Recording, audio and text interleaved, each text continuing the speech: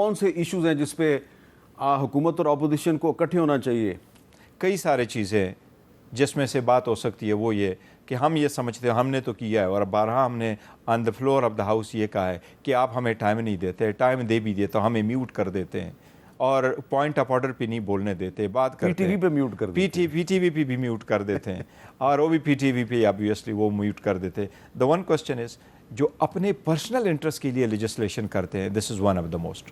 میر صاحب اگر آپ نے کسی ایشو کو کرنا ہے تو rule of law, supremacy of the constitution یہی ہے کہ اگر آپ کوئی کیس شروع کرتے ہیں الیکشن کمیشن میں، ہائی کورٹ میں، سپریم کورٹ فل کورٹ بیٹھ جاتی ہے اور ڈیسائیڈ کر لیتی ہے آپ کے فیور میں، instead of implementing that judgment آپ پھر بھی اس کو اپنے لیے ایکسرسائز کرتے ہیں. ہمارے 40 ایم این اے صاحبان جس قیامت سے گزر رہے ہیں، میر صاحب اونلی آئی نو دس کہ ان کی فیملی کے ساتھ کیا کچھ ہوا ہے اور کیا کچھ ہو رہا ہے. ہمارے 3 سیٹیں کنورٹ ہو گئی ہیں، جیتی ہوئی سیٹیں، وہ ریکاؤنٹنگ کے آڑ میں ہم سے. تو اس کا مطلب یہ ہے کہ تحریک انصاف پہ پریشر بڑھ رہا ہے اور عمران خان صاحب کی مستقبل قریب میں رہائی کا کوئی چانس نہیں ہے؟ نہیں، انشاءاللہ تعالیٰ آج سپریم ہائی کورٹ نے بہت اچھا آرڈر کیا ہے، اس کو سٹے بھی کر دیا ہے اور ہمیں عدلیہ سے بہرحال بڑی امیدیں ہیں اور عدلیہ بڑے ٹف سرکمسٹانسز. آپ کی ساری امیدیں عدلیہ سے وابستہ ہیں یا اپنے زور بازو پہ بھی کچھ کرنا ہے؟ زور بازو پہ ہم کر رہے ہیں ہمیں حامد میر صاحب، لیکن ٹو بی کوائٹ آنیسٹ ہم کوئی گوریلا فورس نہیں ہے، ہم لڑنا نہیں چاہتے. دنیا کی سارے قوموں نے جو جنگیں لڑی ہے وہ یا تو دشمن کے خلاف لڑی ہے اور پولیٹیکل ول کے ساتھ لڑی ہے. ہم کہتے ہیں ہم سیکریفائسز دیں گے. پبلک نے بڑے مشکل حالات میں فیبرری میں خان صاحب کے ساتھ مل کے ووٹ دیا. ہم دھرنے کی طرف نہیں گئے، ریزگنیشن کی طرف نہیں گئے، ہم پارلیمنٹ میں رہے اور پارلیمنٹ میں اپنا رول پلے کرنا چاہتے ہیں. 22 اداروں کو ہم نے ایک باور کرایا ہے اور میں ابھی بھی کرانا چاہتا ہوں. ہم ان کی کسی صورت مخالف نہیں ہے. ہمیں سارے اداروں کا، چاہے ان کا کوئی بھی سربراہ ہو، ان کی بڑی عزت ہے، بٹ ہماری بھی کچھ حقوق ہے.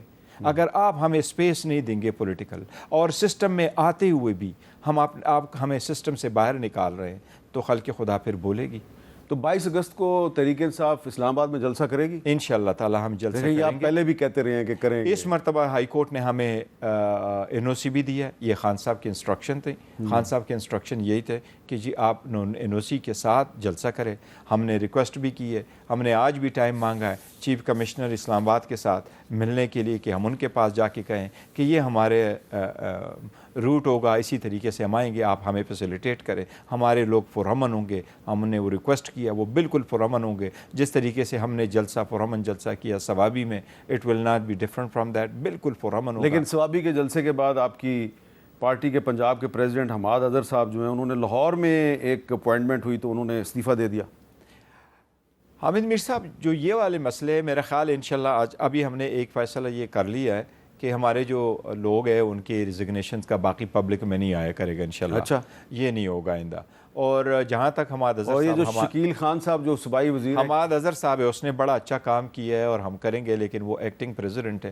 پریزیڈنٹ ہمارے ڈاکٹر یاسمین راشد صاحب آئے، اس کو ہم نے کہا ہے انشاءاللہ تعالیٰ وہ ریزائن نہیں کرے گا، وہ کنٹینیو کرے گا. اچھا، حماد اظہر ریزائن نہیں کریں گے؟ نہیں، حماد اظہر انشاءاللہ کنٹینیو کرے گا. خان صاحب نے کوئی ایسی اپروول نہیں دی انسٹرکشن کے. یہ شکیل خان صاحب جو ہیں، جو پروونشل منسٹر تھے کے پی کے گورنمنٹ میں، ان سے استعفیٰ لیا گیا. اس پہ جنید اکبر خان وہ اس کو سپورٹ کر رہے ہیں، عاطف خان ایم این اے ہیں وہ اس کو سپورٹ کر رہے ہیں. تو تحریک انصاف میں بہت زیادہ پرابلمز نظر آ رہے ہیں. نہیں، انٹرنلی یہ ایسے نہیں ہے، سم ٹائم ہو جاتا ہے، وہ مس انڈرسٹینڈنگ میں ہو جاتا ہے. بیسیکلی گورنمنٹ کا مطلب یہ نہیں ہوتا کہ کوئی خاص بندہ کرتا ہے، لیکن اس میٹر کو ہم بڑی سیریسلی دیکھ رہے ہیں کہ کسی طرف سے اسٹیٹمنٹ پبلک میں نہ آئے اور ہم بڑا سیریسلی اس کو دیکھتے ہیں. اور اس لیے خان صاحب نے اس کے لیے ڈائریکٹ کیا تھا، کمیٹی بھی بنائی تھی اور کمیٹی نے ایک رپورٹ بھی سبمٹ کی ہے. انشاءاللہ تعالی گو تھرو دا کمیٹی اور ہم ٹرائی کر رہے ہیں کہ اس میٹر کو once and for all resolve کریں. اچھا، آپ بڑے کانفیڈنٹ تھے کہ جو ریزرو سیٹوں پہ جو سپریم کورٹ کا فیصلہ ہے اس کے بعد آپ کو ریزرو سیٹیں مل جائیں گی. تو اب جو پارلیمنٹ نے لیجسلیشن کر دی ہے تو آپ کو کیا چانس نظر آ رہا ہے؟ میں سمجھتا ہوں جو ہماری سپریم کورٹ کی ججمنٹ ہے، 11 ججز نے یہی کہا تھا کہ پاکستان تحریک انصاف پولیٹیکل پارٹی تھی، ہے اور انٹائٹل ہے. جیسے سپریم کورٹ کی ججمنٹ ہے اور سپریم کورٹ نے اپنی ججمنٹ کو انفورس کرانا ہے. وہ لا ہم نے چیلنج کیا ہے. لا پراسپیکٹیولی ہوتا ہے، اس میں انہوں نے کہا ریٹروسپیکٹیولی ہے. سپریم کورٹ کی ججمنٹ کو نلیفائی کرنے کی کوشش کی گئی ہے، لیکن جیسے اس قسم کی لیجسلیشن پہلے ہوئی ہیں تو سپریم کورٹ نے ان ساری لیجسلیشن کو ختم کیا ہے. این آر او سب سے بڑا ایگزامپل ہے. وہ این آر او آیا، 8000 کیسز ختم کرائے گئے. سپریم کورٹ نے کہا نہیں، ججمنٹ کو آپ ایسے نہیں ختم کر سکتے، دس از ناٹ دا وے، یہ اللیگل ہے۔